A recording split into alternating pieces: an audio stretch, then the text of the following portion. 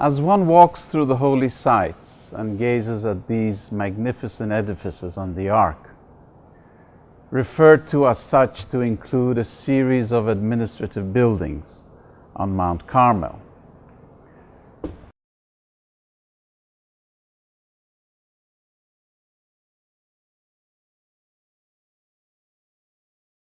moving clockwise, we have the seat of the International Teaching Center, the seat of the Universal House of Justice, the Center for the Study of the Sacred Texts, and the International Archives building.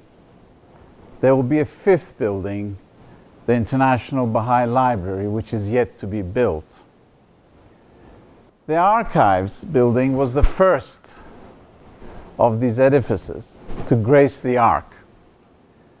Shoghi Effendi wrote that it is the first stately edifice to usher in the establishment of the World Administrative Center of the Faith on Mount Carmel. When he passed away in 1957, the exterior was ready. The pillars and the roof were in place. Ruhiya Khanum, his widow, had to complete the interior with the arrangements of the holy relic. Now, as pleasing as these structures are, it is to their function that we must also look at. Don't forget that these have been referred to as the world-shaking, world-embracing, world-directing administrative institutions ordained by Baha'u'llah and anticipated by Abdul Baha. Today we shall be looking at the functions of one of these institutions, the Universal House of Justice, which celebrates its 50-year anniversary this year.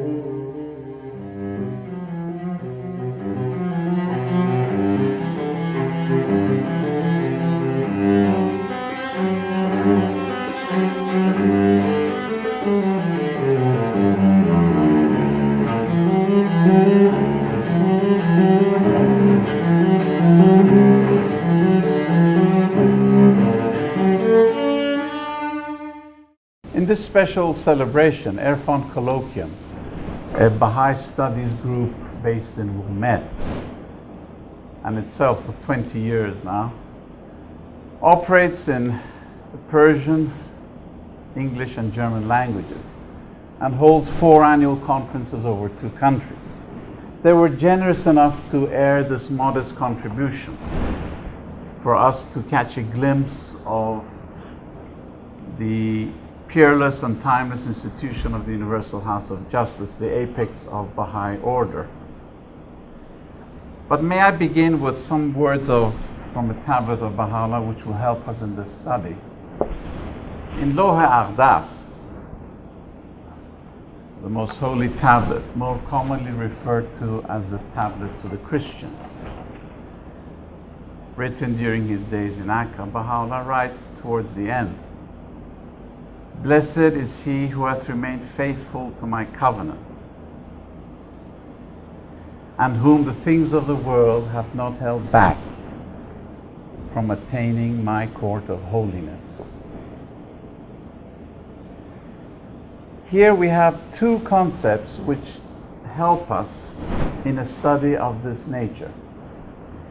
To be conducted by the tenets of the covenant and with a certain attitude of detachment, of reverence. Qualities which one needs as one enters the court of holiness, you see. So this idea with which we judge things, faithfulness, and the idea with which we act, detachment, both combine into certain qualities that are important of a study of this nature. Qualities which my father portrayed very well in his final day at the seat of the Universal House of Justice in the morning of May 2003. Significant not so much for the commotion of farewell, but for the thoughts uppermost in the mind of a man set to leave the stage. Mr. Petter Bjornström, at the World Center since 2000 and working in the Secretariat for 12 years, told me over dinner in Haifa once that as he accompanied both of my parents that day to the council chamber for their farewell with the House members early in May 2003, my father suddenly turns to him and says, "You know, I have never met the Universal House of Justice before." Peter said that these words stunned him and left him with an indelible impression. One simple telling line, but an ovation to an entire life's learning. A feeling of unreality had possessed my father, or dispossessed him, for the sense of detachment was very strong, and one which broke the ego-self axis into pieces. The silent ego aware of a superior center to which it was subordinate. But only in this way perhaps that father could truly feel safe.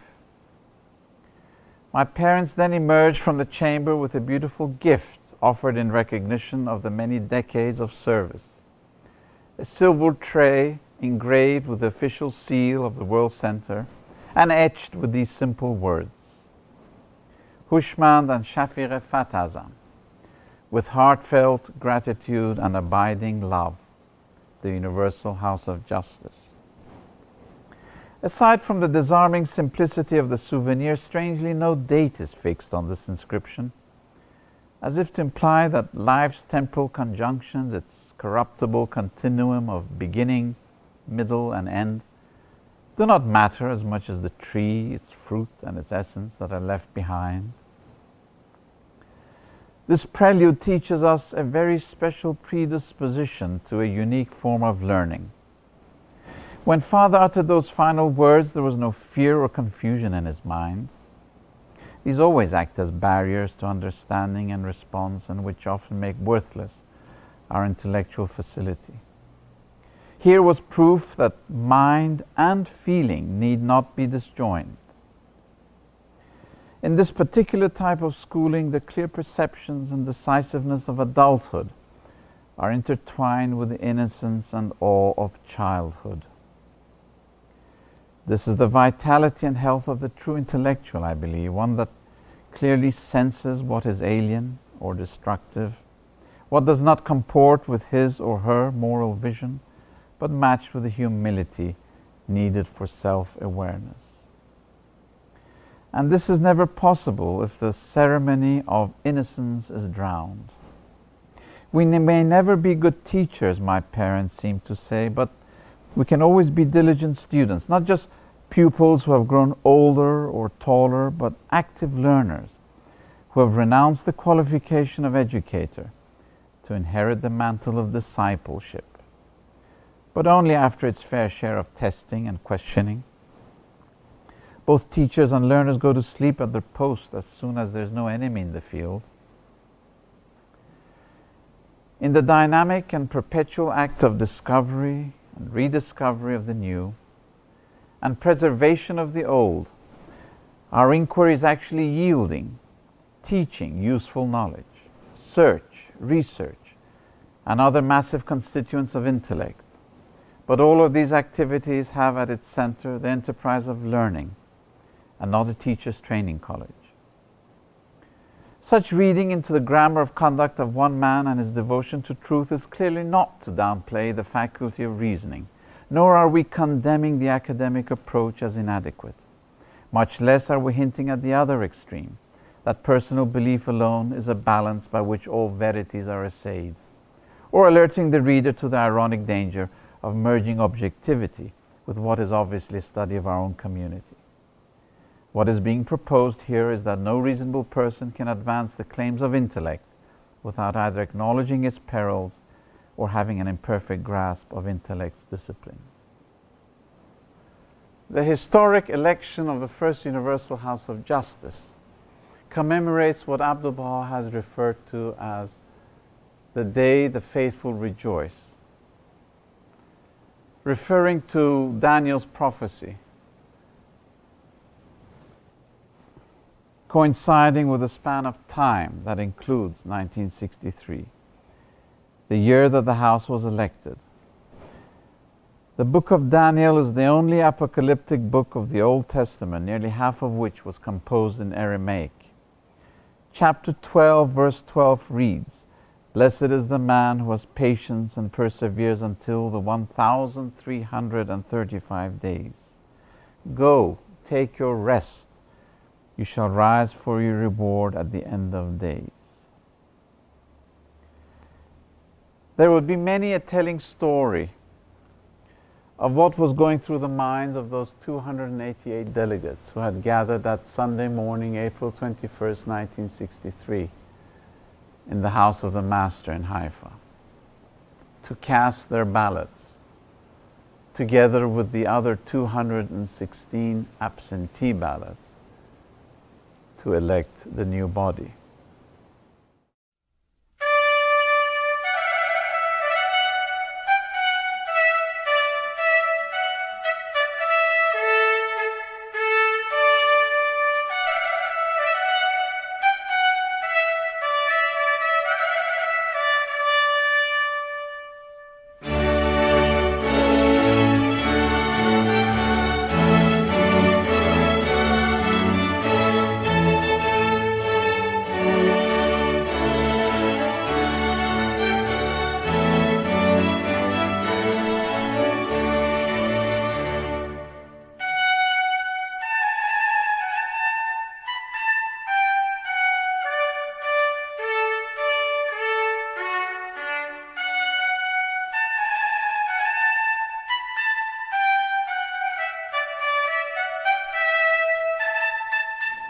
All 56 national assemblies participated in the election according to the official report concluded by the hands of the cause, and where 18 tellers, appointed by the hands themselves, had tabulated the ballots.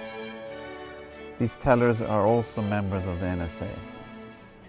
These delegates, who had gathered that same day later in the afternoon in the gardens surrounding the shrine of Baha'u'llah to celebrate Rezvan at Bahji, must have been of a special self-awareness, for having been direct participants in the erection of such an august body to whom all believers must turn, many of whom had remained until the very last lap on the road that finally led to the completion of the beloved Guardian's 10-year Holy Crusade and to total triumph.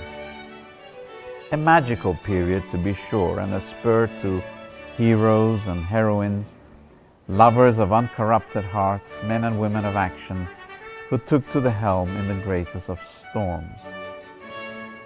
It was in the convention session on the following day, Monday, April 22nd, held at Beit Harofeh Auditorium in Haifa, where the result of the names of the 9 Baha'is with the highest number of votes in descending order was announced by the chief teller, Ernest Gregory, then a member of the NSA of the British Isles. Curiously, an internet site which calculates the days of the week on which past dates fall, in its historical events section, there is only one entry for April 21st, 1963, and it reads, the Universal House of Justice of the Baha'i Faith is elected for the first time. After the official pronouncement of the newly born House of Justice, the members went immediately to the shrines of the Bab and Abdul Baha for prayer, and the official photograph was taken on the terrace in front of the shrine. That evening, April 22nd, 1963, the Universal House of Justice held its first official meeting in the house of Abdul Baha and prayed in the Master's room. They met in the Mandar room opposite the front door. Mr. Ian Semple wrote in his diary, "There was for the very first time an extraordinary feeling of unity and love among the members, and also of absolute dependence on the strength and guidance of Baha'u'llah. The image which came to my mind at that time was that we were a handful of pebbles in the palm of God. These drank in clumsy wonder the rising light, marveling that they, so slight a thing, unfaceted, undone, and porous, should grow luminous and warm with day. Were they to speak, what might they chorus, but the sun, the sun." Interestingly, the recently held 11th International Convention in Haifa opened its first days at Rizwan celebrations on April 21st, 2013, also on a Sunday, exactly as it was 50 years ago. But this time with over 1,000 delegates present from a total of 1,620, 3 times the total of delegates in the first convention. Close to a week after the election in Haifa, the first Baha'i World Congress was held in London in the Royal Albert Hall, where for 5 days some 6,000 Baha'is from many parts of the world gathered to greet the newly elected Universal House of Justice, to celebrate the end of the 10-year crusade, and to prepare for the first of what was to be a series of world-embracing plans for growth of the Baha'i community in numbers and capacity. This grand event had an indelible effect on many non-Baha'is who passed by those final days in April of 1963, including a certain Paddy Vickers, who was a teenager at the time and who now lives as a Baha'i in southern Warwickshire in England and gives us his story. "When I was 14 years old and returning from a holiday abroad, our family was stuck in a traffic jam opposite the Royal Albert Hall in London. A big banner proclaimed that a World Congress of the Baha'i Faith was taking place. I asked my father, what was that B word? And he replied, it was a religion, Baha'i. So I asked what they believed. Well, he said, they think that all the religions come from God, so they recognize Krishna and Muhammad as well as Jesus, but then they go and spoil it all by adding their own prophet, Baha'u'llah. I remember feeling happiness at the first part of the sentence, which rang true, and disappointment with the second part. My father never seemed to understand the concept of progressive revelation in which each religion builds on the one before. "Oh, I've never heard of that," I said to him. "At my grammar school in Solihull, we had marked the main world religions on a map according to their areas of geographical dominance. The Baha'i one had not appeared on our map. I watched the people coming out of the Albert Hall, a great variety of colors and many in national costumes, and remember thinking that although there couldn't be too many in any part of the world, it was not on our school map. They clearly were very well distributed around the world."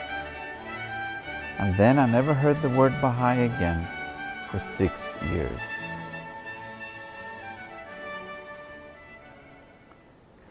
On a recent pilgrimage to Haifa as a family, December 2009, we had the privilege of visiting the terraces of the Shrine of the Bab. The exquisite detail in every corner of this monument to landscape architecture is a feast to the senses. Footstone and floor are intertwined with shaven marble and stone balustrades bordered by tossing trees and bright flower beds year-long, encroached by the sound of running fountains, continually purging their dross, flanked by water ducts under the vigil of eagle statuettes. This blessed mountainside of sight and sound has had earth removed and concrete poured in equal volume, 100,000 cubic meters each, from foot to crest, a kilometer long, but with no sense of vanquish or conquest from either soil or mortar, explained not by their intrinsic materiality, but that both equally earn their colors by lying low. Amram Mitzna, mayor of Haifa at the time of the inauguration of the terraces in May 22, 2001, writes, "The chiseled and sculptured work coordinates with the colorful plants, creating beauty, harmony, and tranquility. The trilogy, beauty, harmony, tranquility, conceptually banded together from time immemorial as ultimate values breeding truth and virtue, virtue aiming at beauty and beauty at truth, may well make up the psychic hierarchy necessary when approaching an idea as laden as that of authority. Beauty is truth, truth beauty." From Ode on a Grecian Urn, written in 1819, perhaps Keats' most discussed line in all of his poetry.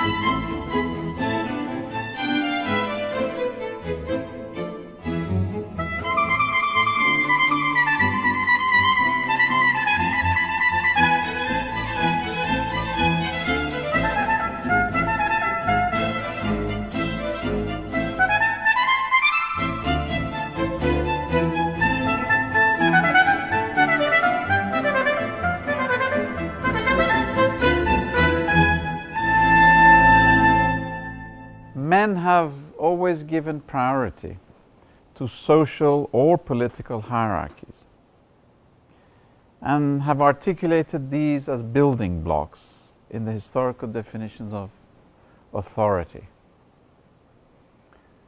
By the way, the definitions of authority has been elusive and changes with the march of history. We don't have time to go into it, but the internal assumptions of the concept reflect the external changing roles of authority over the centuries. It's a fascinating topic. But in Haifa, with its particular canon of supernal imagery and style, we are pushed in another direction. Surrounded by forms of such regularity and uniformity, by constructions that excel in proportion and wrapped in graceful art, might not all this portrayal of beauty and harmony conveyed to the pilgrim lend us to ponder upon a broader application of the concept of authority, one that applies to a conservation law nameable by harmony and reflecting a deeper reality.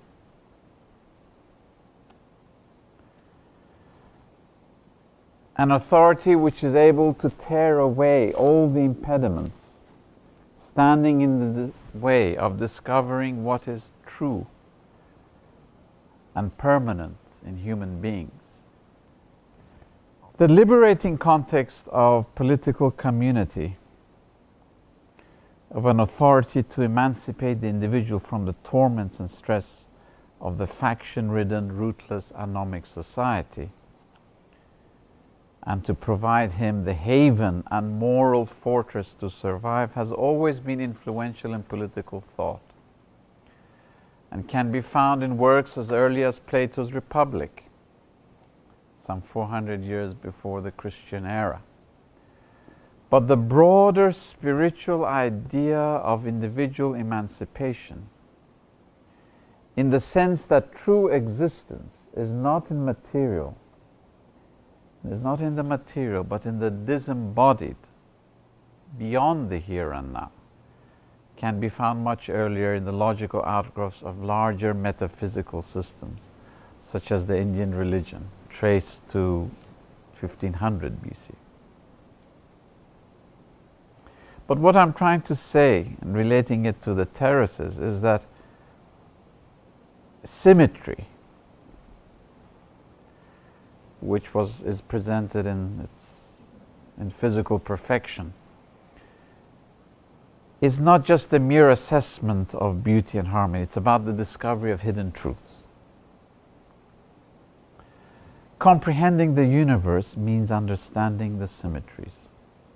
Wouldn't it be wonderful to discover a conservation law at work in politics, like grounds of obedience or incorruptible, authentic authority? In itself a sense of beauty pervading theory, but tempered with reality. It'll be as pleasing as visiting the terraces of the shrine, but not without its hurdles. There exists so much faith in certain notions that it presses us to discover an equivalent mathematical law for social theory. The father of positivism, Auguste Comte, one who pushed for order in the world, was the first to examine authority in the light of autonomy. A law in itself, rejecting belief and insisting upon a posteriori reasoning.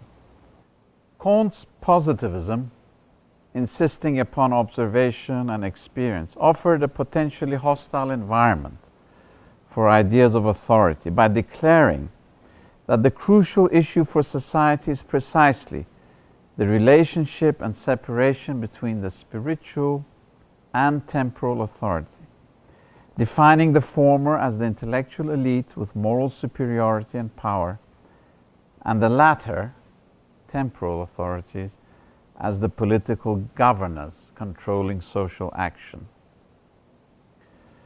Comte's solution was to assign spiritual authority priority in the direction of progress and innovation, and political authority priority in the maintenance of social order, and to insist upon their mutual separation and inviolability.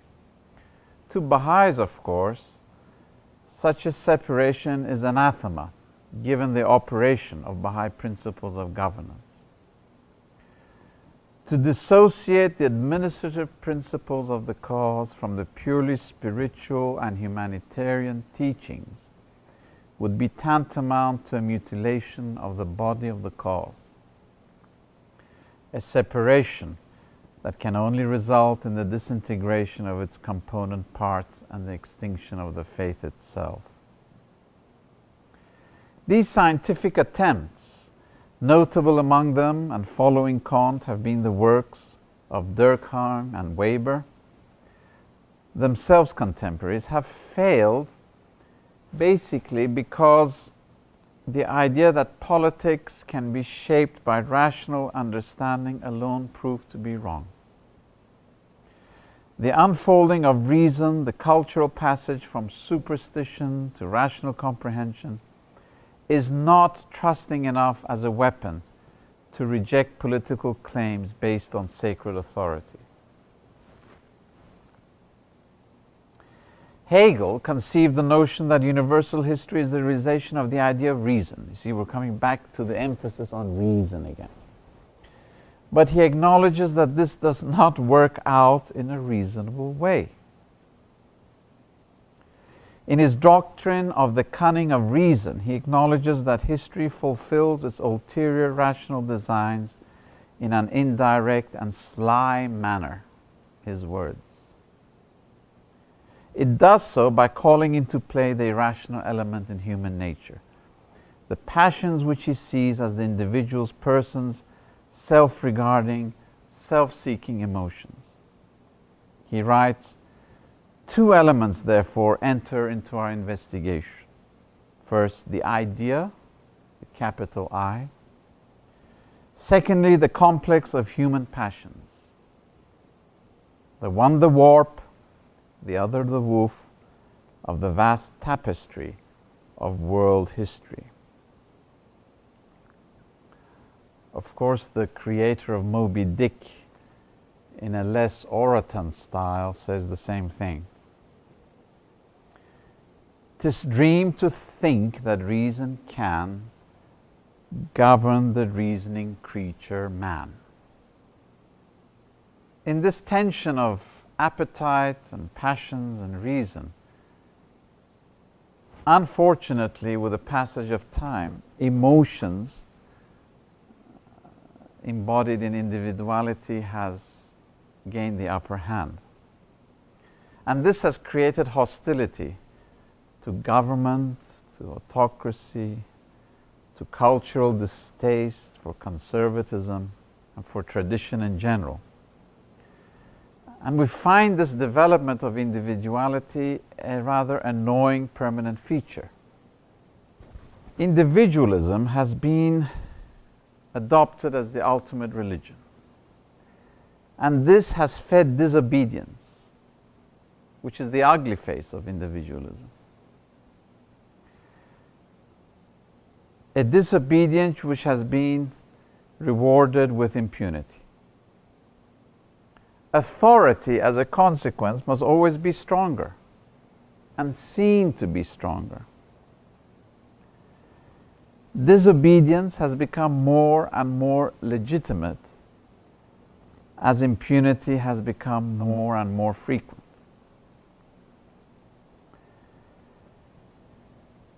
Being individual, there's nothing wrong. I mean, it's an almost purely aesthetic category on the whole, an affirmative one.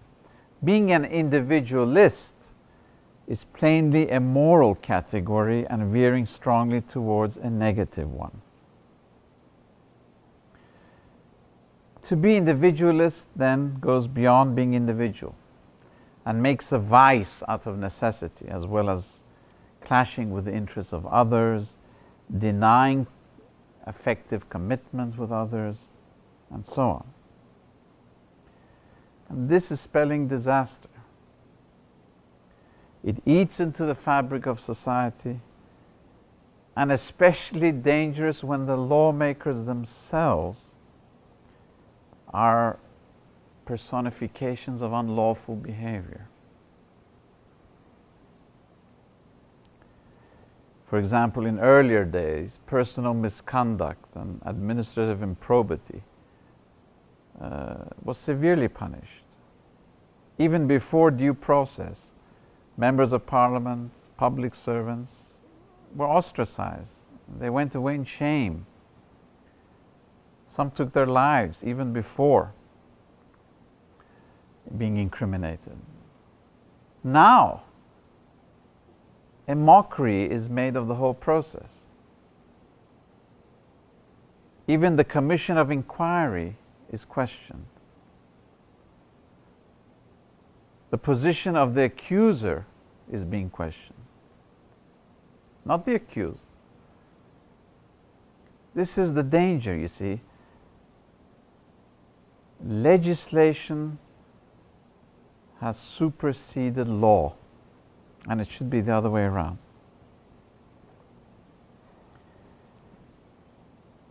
We are testing the limits of the law.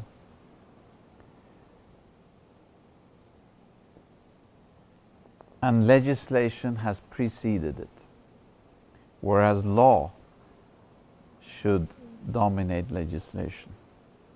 This is a very critical point. In a journal entry dated March 27, 1848, Kierkegaard wrote,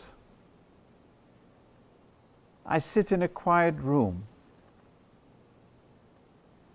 I recognize only one danger, the religious danger.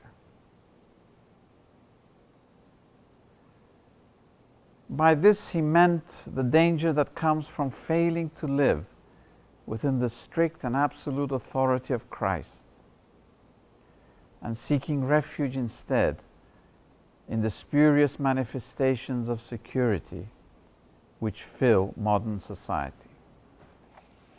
Religious authority has always had an important role in society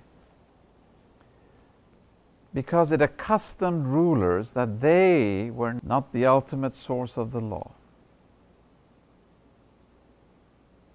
The divine word itself was law. Such resistance is made easier when religious tradition gave law a sanctity, autonomy, and coherence. This turns law to be prior to legislation, and in various ages, social consensus was expressed religiously because religion played a greater role in people's daily lives.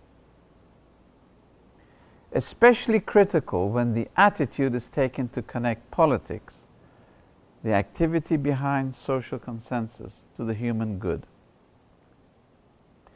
Not only thinking together, but working together. Today, not only does religion have no role to play, but law now follows legislation. This is a convenient device that serves the establishment, the status quo, and is very wrong and very dangerous. In the Baha'i faith, this possibility does not exist, cannot exist, and can never happen.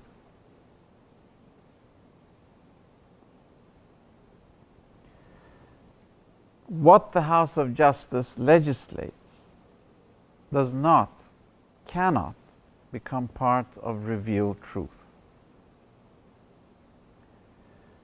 Divine law is above legislation. This is assured because we have not one, but two centers of authority. The twin pillars that support this mighty administrative structure, the guardianship and the Universal House of Justice. The guardianship and the Universal House of Justice, not to act as a system of checks and balances, but as complementary in their aim and purpose. Their fundamental object is to ensure the continuity of that divinely appointed authority which flows from the source of our faith, to safeguard the unity of its followers, and to maintain the integrity and flexibility of its teachings. Let's concentrate a bit on the word twin. This word is used deliberately by Shoghi Effendi. Twins, when they are born, they're offsprings. They each have their distinct personalities and they do separate things. But they come from the same source, the same womb. They also share common traits in their faces and in their bodies. The genesis of these two institutions is also one. the mind of the author, and his center of covenant. Both institutions also share a common trait: the charisma of infallibility. So Genesis and charisma are the characteristics of these twins, these mighty twin institutions. One designed to represent authoritative interpretation, and the other established for enacting subsidiary legislation. In this way, divine continuity is assured, you see. The Bab gave life to this newborn body by setting a pulse, a rhythm of Baha'i life influenced by the calendar and the 19 days feast. And Baha'u'llah gave contours to that body by charting a fixed order. The appointed interpreters in the figure of Abdul Baha and the Guardian are an extension of these two books. Outside the book comes the legislator. Matters outside the book are referred to the Universal House of Justice. But its laws are about what we should do and not what we should believe. Now, on the question of establishing a love relationship, I recall late hand of the cause Bill Sears always used to say this in his talks: you must love institutions. How are we to do this? How are we to know, care for, respect, and feel responsibility for the institution? The plausibility of Baha'i administration depends on the possibility of having exemplars. This is a very important point. The function of institutions springs from the way they are acted or enacted. The strength and progress of the Baha'i community depend upon the election of pure, faithful, and active souls.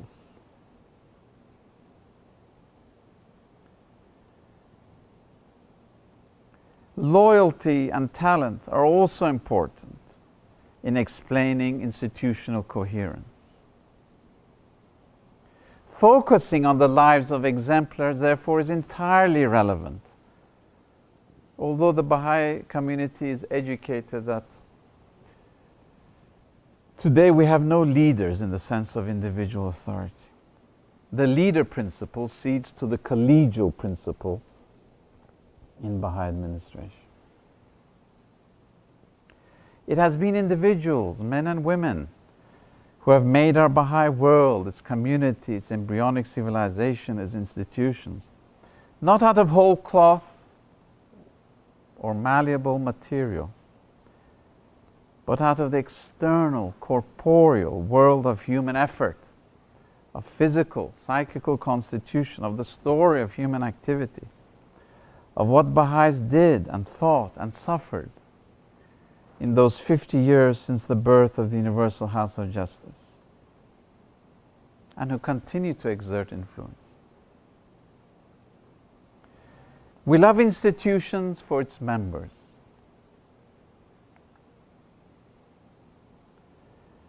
We love the House of Justice for the affection we have for the 27 men who served it.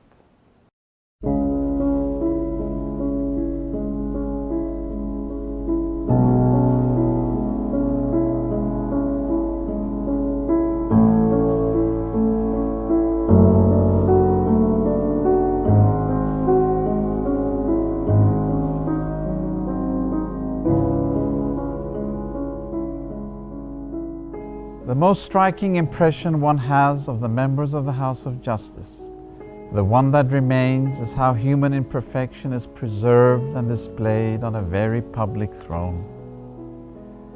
No attempt is ever made here to boast moral attributes or to imitate virtue. Affectations of sanctity, pretense to mysticism may be the favored means of advertisement in the sham spirituality of the medieval cloister. But in this unique membership, human virtue is compressed not in the flourishing company of wit or worth, but in another pair of attributes of the vulnerable and forgotten kind: humility and unconditional love. A love given freely and forgivenly.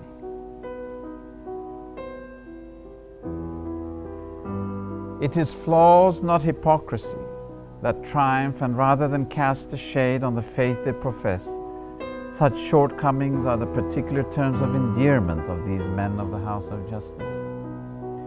There is no pomp or special robe to enhance ceremonial rank, no headdress to announce protocol, no artificial redolence to flatter personal connection.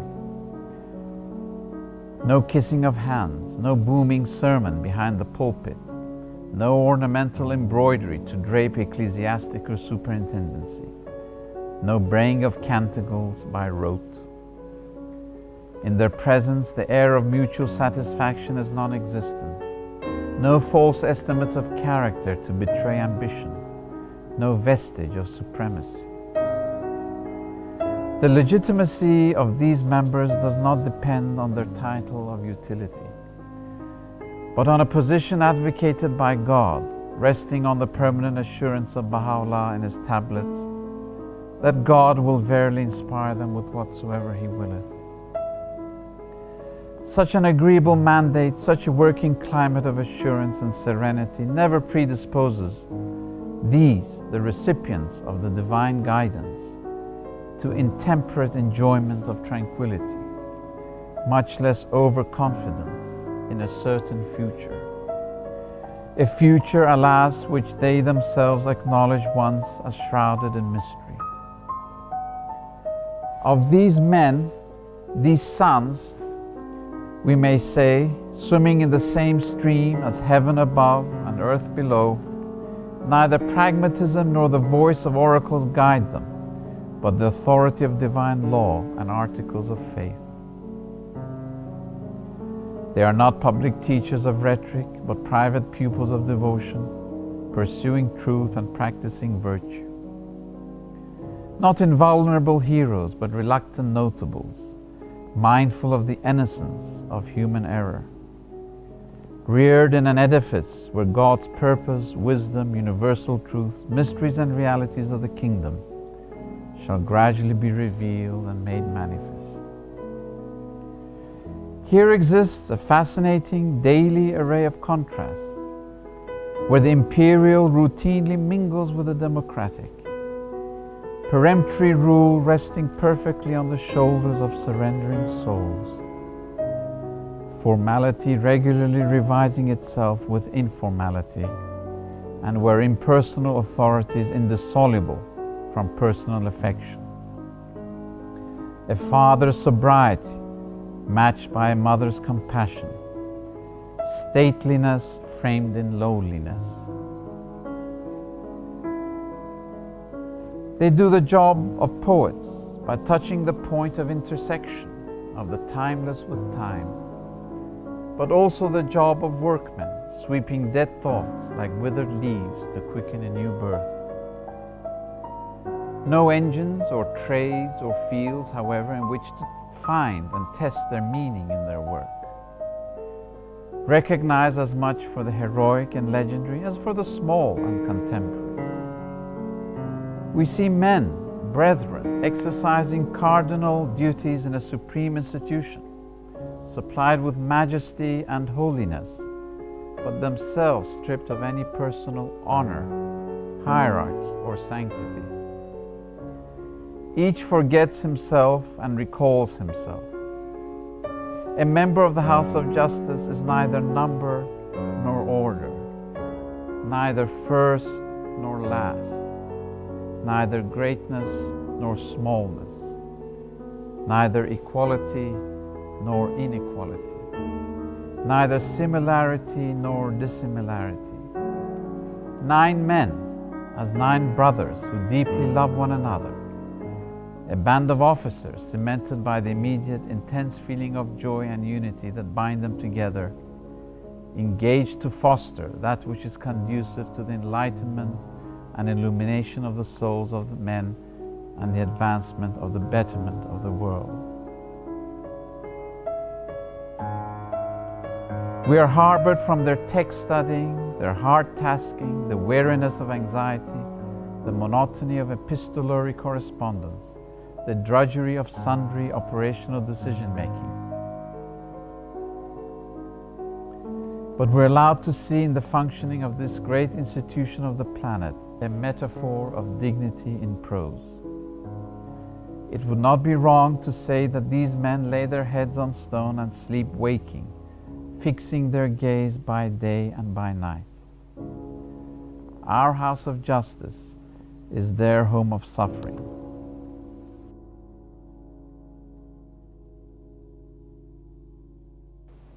Winston Churchill, in the years just before the outbreak of the Second World War, wrote in his diary, "There has rarely been a crisis in which hope and peril have presented themselves so vividly and so simultaneously upon the world scene." These words ring bitingly true today, where hope, as represented in the aborning era of a modern Baha'i world community, stands beside peril, that seething magma of liquid modernity, where pervading cynicism, emptiness, negativity color our thoughts, where important ideological traditions of the West, liberal, socialist, conservative, fascist, if not questioned, are misunderstood, or as in the case of fascism, increasingly ignored. Where consumerism acts to maintain the emotional reversal of work and family. Where religion is feared as a mental delusion and a great moral evil. Particularly astonishing coming from an ex-church minister in Georgian England. Where political consciousness is no longer a synonym of civic virtue, but symbolized by outrageous partisanship, with voter abstention is symptomatic of apathy fed by corruption. Speaking of voter abstention, barely half of the US voting population has turned out to vote since 1996. Where public street protests against both government and the financial establishment were front-page news in 2011. Occupy Wall Street, Occupy Boston, Occupy Los Angeles, Occupy London, Occupy Melbourne, Occupy Rome, and other variants. Where political debates have become ultimate fighting championships of verbal combat with the sole objective of attacking faulty reason rather than discovering truth. John Mill's famous negative logic, no? And still other manifestation of leadership's bloated and marred supremacy.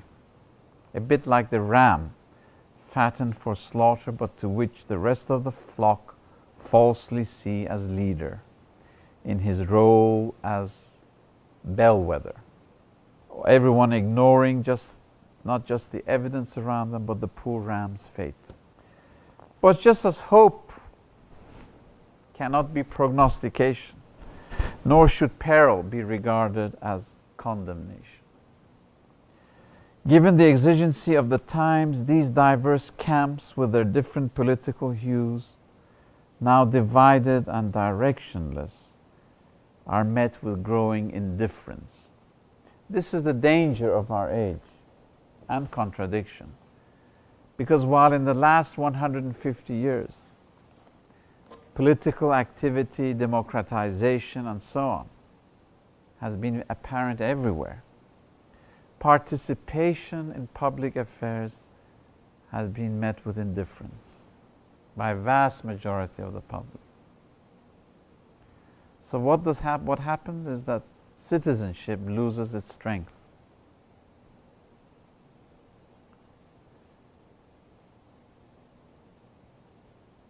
It is weakened as a result. And we need citizenship for compulsion, for change. As one scholar put it, to be a citizen does not appear an important role, nor political participation an intrinsic good. The Baha'i faith, of course, calls for a revival, not just of citizenship, but of a world citizenship. A consciousness that can alone provide an adequate basis for the organization of world unity. To bring this to fruition, a system must exist to interact with the spiritual evolution of individuals, in accordance with spiritual principles and needs, and consonant with the spirit of the age, a planetized world to win the hearts and to gain the world. Of course, when I use the word spiritual, it is not meant that the new society is only for the religious and the moral, but stressing the fact that mankind has become mature, you see.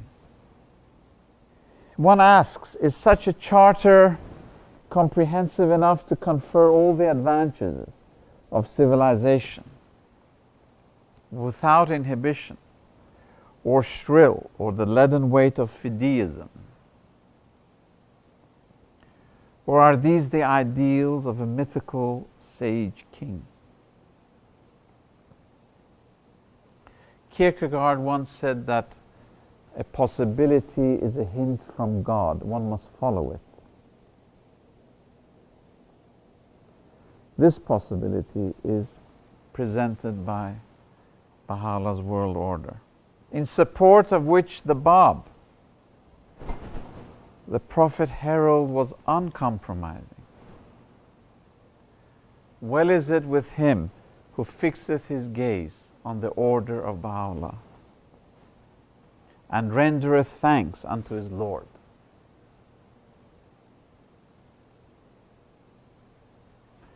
To be successful, we must be close to the heavens. Abdul Baha, I think in the States it was, said that, as ye shall have faith, so shall your power and blessings be. This is the balance, this is the balance. Prayer is our indispensable tool in our toolkit.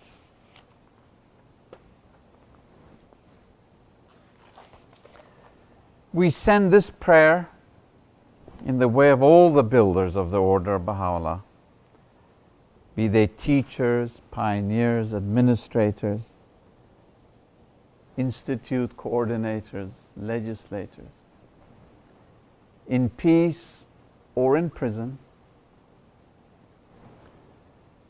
We must not forget our 7 believers criminally arrested in Iran, the Yaran.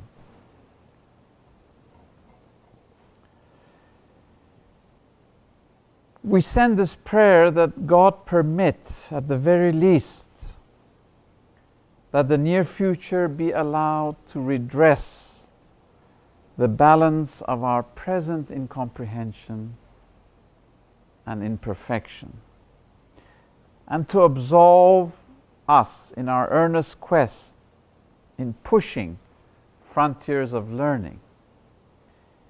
Any ingenuous equivocation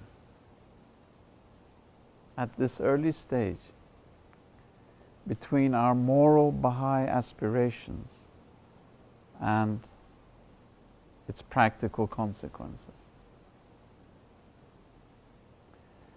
More importantly, to avoid the unpleasant task, the unenviable task of condemning history for failing to recognize the promise which such an order may hold for mankind.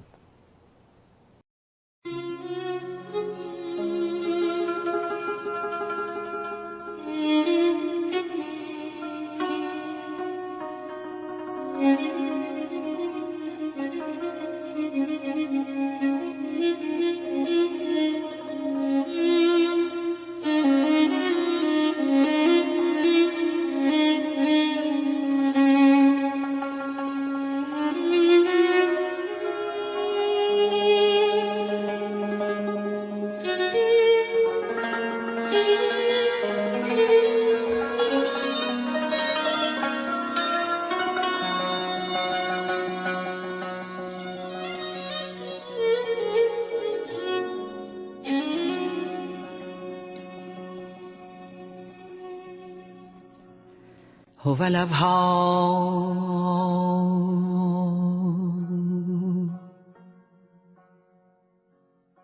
خداوند مهربان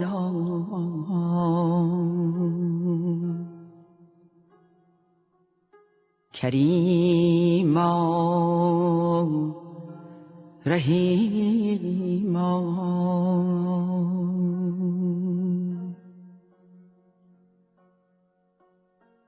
ما بندگان آستان توییم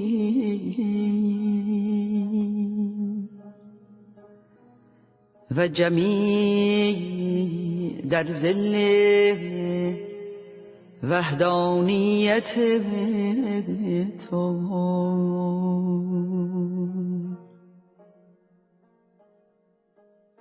آفتاب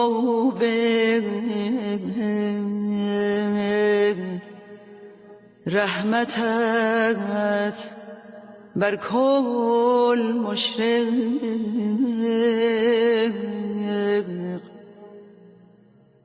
و ابر عنایتت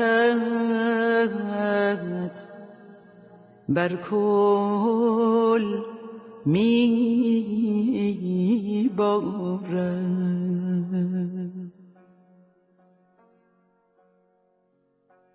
الطافت شامل کل است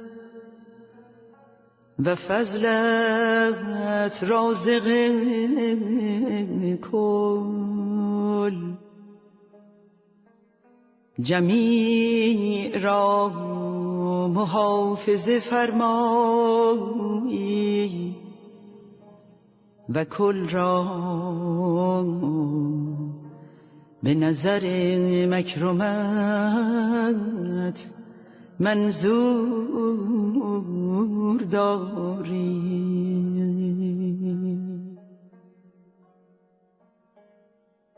ای پروردگار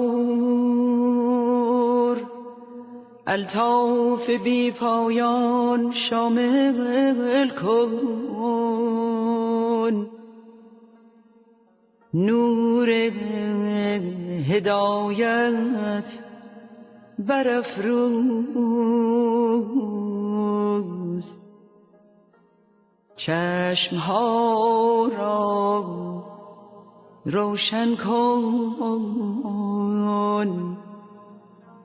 دلها را سرور ابدی بخش نفوس را روح تازه ده و حیات ابدی احسان فرما ابواب عرفان بگشا نور ایمان تابان نما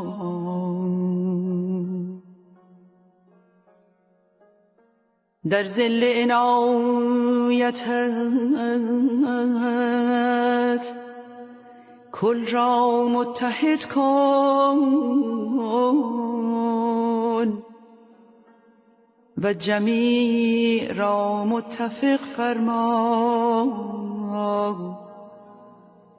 تا جمیع انوار یک شمس شوند امواج یک دریا گردند اسمار یک شجر شوند از یک چشمه نوشند از یک نسیم به اهتزاز آیند، از یک انوار اقتباس نمایند. تویی دهنده و بخشنده و توانا، ای